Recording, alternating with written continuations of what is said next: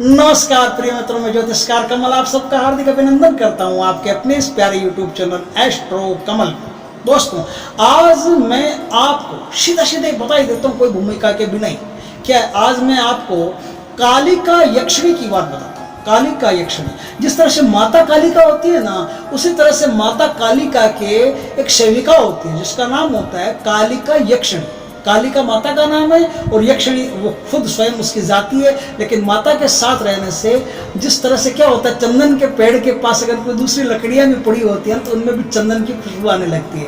उसी तरह से माता, कोई भी देवी देवता है, जितनी भी देवियां हैं इस धरती पर, उतनी देवियों के साथ उतनी ही यक्षिणियां मौजूद हैं और उन यक्षिणियों में उन्हीं देवियों के गुण धीरे धीरे करके समा गए हैं। तो आप माता कालिका की पूजा करो, साधना करो, उसके वो तो अच्छी बात है। लेकिन अगर माता कालिका यक्षिणी की साधना करो ना, तो भी आपके लिए बराबर फलदायी है और किसी भी प्रकार से कम नहीं। आज उनकी एक जो साधना की सत्य घटना है, जिसका हमको पता चला एक भाई के द्वारा, वो घटना आज हम बताते हैं। ये घटना भारत के महाराष्ट्र में औरंगाबाद नाम के शहर की है। औरंगाबाद शहर में जीतमल अग्रवाल नाम के एक व्यापारी थे। जीतमल अग्रवाल का धंधा पानी बड़ा अच्छा था और उनके एक बेटा था जिसका नाम था ऋषभ अग्रवाल। तो पिताजी क्या है, अच्छा एक भाई भी था और भाई की बीवी भी थी। बच्चा नहीं था, खाली भाई की बीवी थी। यह परिवार था उनका, उनकी खुद की बीवी थी, बेटी थी, सब पूरा पूरा परिवार था। अच्छा, एकदम समृद्ध खुशी से रहते थे। लेकिन जो भाई की बीवी है ना, भाई की बीवी बंगाल की रहने वाली थी। बंगाल में उसकी शिक्षा दीक्षा हुई थी और बंगाल में शिक्षा दीक्षा हुई, खाली शिक्षा दीक्षा ही नहीं हुई और भी कुछ हुआ। भाई की बीवी ने, भाई की जो धर्मपत्नी थी, उसने जीतमल जी पर कालिया मसान नाम का खतरनाक तंत्र तांत्रिकों से चलवा दिया। कालिया मसान मेंटेन वो करती थी, चलाया तांत्रिकों ने था। वो वहाँ बैठ के मेंटेन करती, किसी भी तरीके से जीतमल जी ठीक नहीं होनी चाहिए, मेरे जेठ जी ठीक नहीं होने चाहिए, और उनको मारने की पूरी प्लानिंग कर ली थी। अब थोड़ा सा हम कालिया मसान पर आते हैं। कालिया मसान क्या करता है, अपने शिकार को रसा रसा करके मारता है। अपने शिकार को एकदम नहीं मारता कालिया मसान। कालिया मसान खिलाता है पहले गोद में, फिर मारता तबीयत से। कालिया मसान क्या करता है, सबसे पहला काम उसका यह होता है कि उसको जो भी धंधा पानी चल रहा है उसको ठप कर दो, खत्म कर दो, पैसे को बर्बाद कर दो और उसे गरीब कर दो। गरीब करने के बाद में दूसरा काम कालिया मसान ये करता है कि उसे बीमार कर दो। दो काम, गरीबी आ गई, बीमारी आ गई। तीसरा काम, अब उसको बीमारी में चिड़चिड़ा करता है। उसके अंदर ऐसी हवा भर देता है कि वो चचा की चिड़चिड़ा होना शुरू हो जाता है। जैसे जैसे वो चिड़चिड़ा होता है वैसे वैसे उसका खून भीतर से जलना शुरू हो जाता है। वो जो जलता खून है ना, वो खून रह रह के कालिया मसान पीता है। ये एक भयंकर काला जादू है जो बंगाल में बहुतायत में किया जाता है। बंगाल में कई लोग इस चीज़ के जानकार हैं, जो कालिया मसान करके लोगों को बुरी हालत तक पहुंचा देते हैं। हालांकि ऐसी कोई चीज़ नहीं है जिसका कोई तोड़ नहीं है, फिर भी कालिया मसान कई तोड़ों को रोक देता है, नहीं होने देता है। और इस प्रकार से जीतमल जी पर कालिया मसान हो गया और वो हो गए बीमार। लंबी कहानी खींचने से कोई मतलब नहीं, सीधा चलते हैं। ऋषभ अग्रवाल जो उनका बेटा था, बड़ा ही पितृभक्त बेटा था। पिताजी गालियां देते थे, कुछ भी करते थे, ये करते थे, वो करते थे। ऋषभ को अपने बाप को तो जानता ही था, उसको पता था कि कहीं ना कहीं कुछ गड़बड़ है। पिताजी ऐसे कैसे करते हैं, कोई ना कोई वायरस इनके शरीर में घुस गया है, कुछ ना कुछ ऐसा गड़बड़ हो गया जिसके कारण से पिताजी तो बड़े सौम्य स्वभाव के देवता आदमी, ये एकदम स्वभाव बदल कैसे गया। और पूरे परिवार का ऐसे कैसे हालत हो गई यार। पूरा परिवार एक दूसरे पर विश्वास ही नहीं करता, जबकि हम तो एक दूसरे के लिए बने थे, कमल हसन की तरह एक दूसरे के लिए बने। हम आपके हैं, कौन बन गए, ऐसा कैसे। ये तो मामला खराब हो गया। अब आजकल किसी को किसी पर विश्वास ही नहीं, कोई किसी से बात ही नहीं करता है, घर के अंदर माहौल बड़ा खराब पैदा हो गया। इस प्रकार से उनकी हालत खराब हो गई। तो ऋषभ उनको मेडिकल ट्रीटमेंट के लिए ले गया, बम्बई लेके गया, उनको दिल्ली लेके गया कि भाई यहाँ अच्छा हो, यहाँ अच्छा हो, कहीं कोई फर्क नहीं पड़ा। तो दो बार अमेरिका लेके गया। तीसरी बार में उसके साथ एक घटना हुई। 2 बार वो अमेरिका भी लेके गया, लेकिन सिर्फ पैसा, लाखों रुपया उसका उड़ा, हुआ कुछ भी नहीं। एक रत्ती भर फर्क किसी डॉक्टर से, किसी मेडिकल साइंस से उस व्यक्ति पर, जीतमल जी पर नहीं पड़ा। अब क्या हुआ, जीतमल जी पर फर्क नहीं पड़ा तो अब वो क्या, तीसरी बार में अपने पिताजी को लेकर के जब वापस आ रहे थे ना, भारत वापस आ रहे थे, तो उन दिनों मोहन भागवत जी जो थे, मोहन भागवत जी भी उनको एरोप्लेन में उनके पास वाली सीट पर बैठे हुए मिल गए। अब मोहन भागवत जी से उनकी कोई जान पहचान तो नहीं थी, लेकिन जब साथ में बैठे हैं, ये भी भारत जा रहे हैं, हम भी भारत जा रहे हैं, तो बातें तो थोड़ी देर करनी पड़ेगी। तो बातें करते करते करते करते करते करते जो ऋषभ अग्रवाल के दिल में दर्द था ना, वो छलक गया कि मेरे पिताजी इस तरह से बीमार हो गए, पता नहीं ऐसा क्या हो गया, हमारा सारा धंधा पानी चला गया, हमारे घर में ऐसी फूट सी पड़ गई, एक दूसरे का कोई विश्वास ही नहीं करता, आजकल ऐसा माहौल हो गया कि घर में मतलब जैसे काटने को दौड़ता है, वही घर जो स्वर्ग जैसा था अब नर्क जैसा बन गया है। मोहन भागवत जी की बात समझ में आ गई कि ये मामला जो इनका है ना, ये मामला कोई बीमारी का मामला नहीं है, ये मामला कोई दूसरा है, ये मामला ही कोई जड़ से ही कोई तांत्रिक क्रिया है, नहीं तो ऐसा नहीं हो सकता। तो मोहन भागवत जी ने कहा कि भाई देख भाई ऋषभ, बात ऐसी है कि अगर तू मेरी बात मानता है, अगर तू मेरी बात मान ले तो जीत में रहेगा, फायदे में रहेगा। अगर तू मेरी बात मान ले तो एक काम कर ले, तेरे महाराष्ट्र में कोल्हापुर नाम का एक शहर है, उस कोल्हापुर शहर में एक गौशाला है, उस गौशाला में अभी एक महान संत विराजमान है, और उस संत का कोई जवाब नहीं, कोई तोड़ नहीं, एकदम सीधा साधा देवता इंसान। तो जाकर के उनसे एक बार मिल ले, उनके चरण स्पर्श कर ले, उनके सामने अपने आंसू बिखेर दे, तेरी सारी समस्या जो है छू हो जाएगी। ऋषभ को बात पर यकीन नहीं है, बोले संतों महात्मा में पढ़ा लिखा आदमी, संतों महात्मा इसी ये तो पूजा करते हैं, पाठ पूजा करते हैं, इनसे क्या होता है, क्या हो क्या सकता है। घर आया, पिताजी को घर लाके छोड़ा, फिर भी ऋषभ को रह के लगता था कि मोहन भागवत जी की बात कहीं ना कहीं कोई दम रखती है। तो वहां से औरंगाबाद से कोल्हापुर के लिए रवाना हो गया, और कोल्हापुर जिस गौशाला का एड्रेस बताया था उस गौशाला में पहुंच गया। पहुंच करके उन्होंने संत को देखा, तो वो संत कोई मामूली नहीं, वो संत बड़े ऊंची कोटि के, उच्च कोटि के एक विख्यात पुरुष, एक ऐसे स्वयं सिद्ध व्यक्ति जिन्होंने साधना के द्वारा अपने आप को सिद्ध कर लिया था, ऐसे कैसे संत वहाँ विराजमान थे। जाकर के उनके चरण स्पर्श किया। संत कौन थे? हरिहरानंद जी महाराज।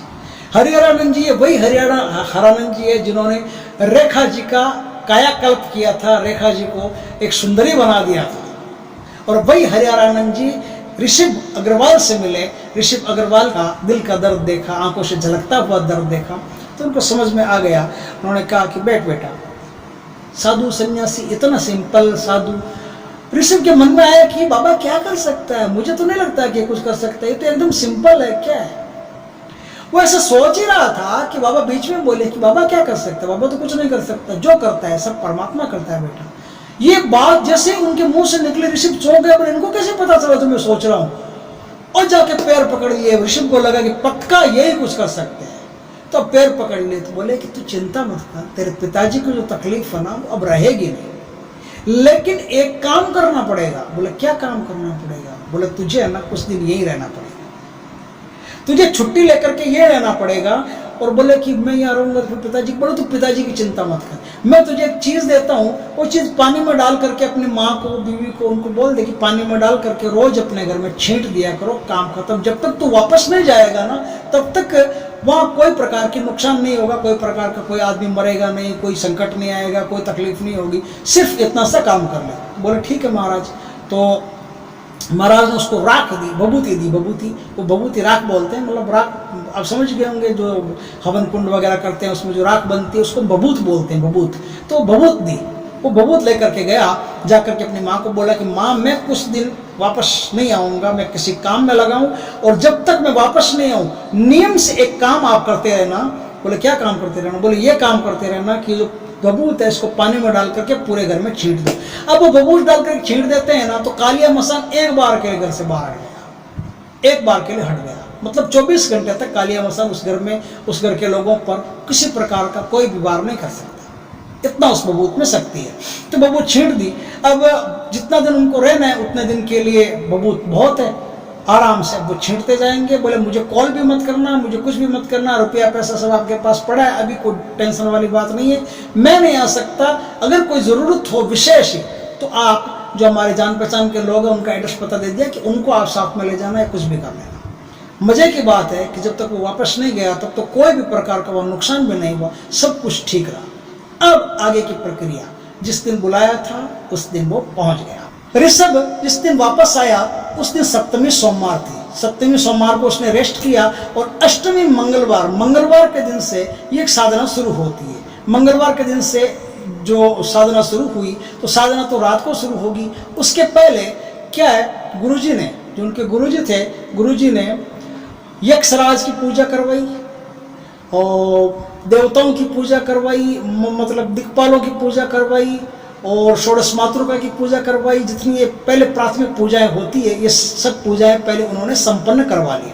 पूजाएं संपन्न करवाने के बाद में अब रात्रि काल से माला शुरू होगी। तो रात्रि काल से क्या है, एक बाजोट बिछाया लकड़ी का, बाजोट बिछा करके काली माँ की एक तस्वीर रखी और काली माँ की तस्वीर रख करके लाल फूलों से उनका अभिषेक किया और पंचमेवा का प्रसाद चढ़ाया, धूप दीप नैवेद्य वगैरह सब चढ़ा दिए। चढ़ाने के बाद में अब क्या है, अब उनकी साधना शुरू होगी। तो साधना शुरू होने से पहले जो गुरु जी है, गुरु जी का आशीर्वाद के लिए गुरु मंत्र की एक माला पहले फेरनी पड़ेगी। ये माला रुद्राक्ष की माला से ये साधना शुरू होती है। ध्यान रखना, रुद्राक्ष की माला से या लाल मूंगे की माला से साधना को किया जा सकता है। तो क्या होता है कि यदि देवी का मुंह उत्तर में, आपका मुंह दक्षिण में है, तो ये साधना आप किसी के मारण के लिए कर रहे हो।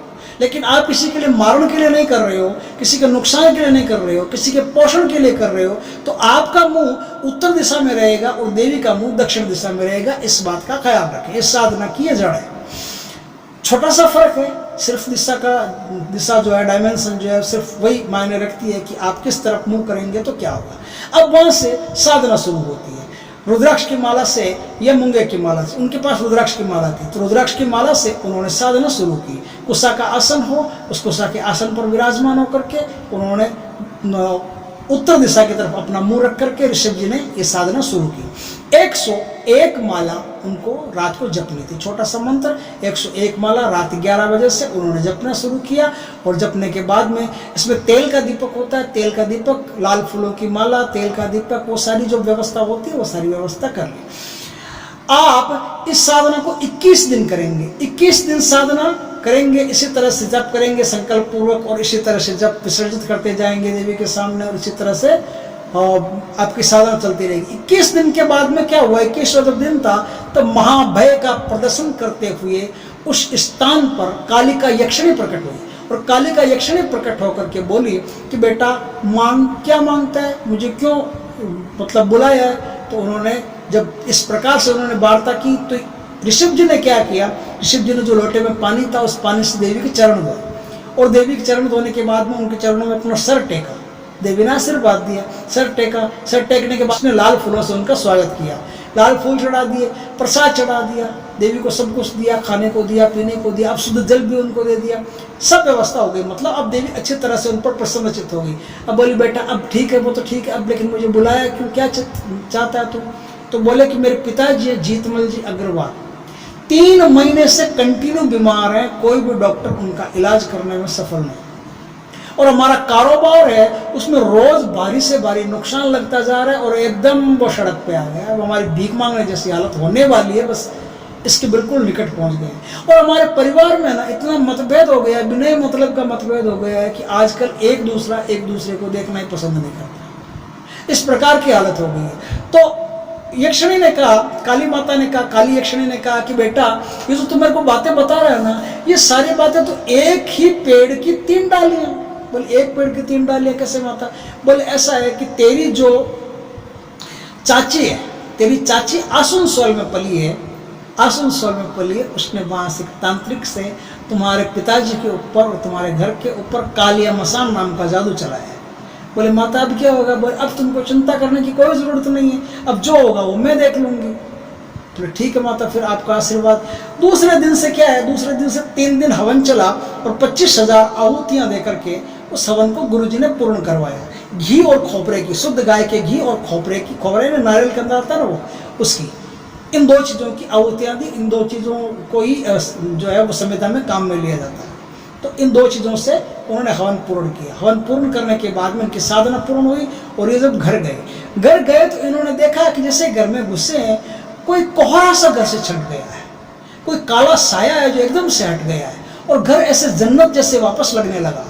पिताजी भी ऐसा लगा कि दूसरे दिन जब वो रुका था दूसरे दिन पिताजी एकदम ठीक से हो गए, मतलब कमजोरी थी शरीर में, बाकी अब स्वस्थ एकदम बढ़िया, कोई दिक्कत नहीं है, खाली कमजोरी की दवाई ले रहे हैं। कमजोरी की दवाई तो उनको महीने भर तक लेनी पड़ी थी, लेकिन सिर्फ कमजोरी की लेनी पड़ी थी, बाकी उन्होंने अपना कारोबार भी संभाल लिया। अब वो जैसे कारोबार में गया तो जो उसका नुकसान लगा था वो सारा नुकसान उसका 1 महीने के अंदर वापस भरपाई हो गया और फर्स्ट क्लास धंधा फिर चमक उठा, सब बढ़िया हो गया। लेकिन एक बात, जो ऋषभ की चाची थी, ऋषभ की चाची घर छोड़ करके ऐसे निकली कि घर की तरफ दोबारा उसने पलट कर नहीं देखा, और आज तक ऋषभ की चाची का कोई पता नहीं है कि वो गई कहाँ, गायब कैसे हो गई, घर छोड़ करके किस देश किस दुनिया में जाकर के बस गई। उसके चाचा को हमेशा ये बात सालती रहेगी, दुख देती रहेगी कि उनकी पत्नी ने उनकी पीठ के पीछे उनके ही घर में इतना बड़ा काला जादू करके घर को बर्बाद करने की कोशिश की। ये बात उनको हमेशा परेशान करती रहेगी।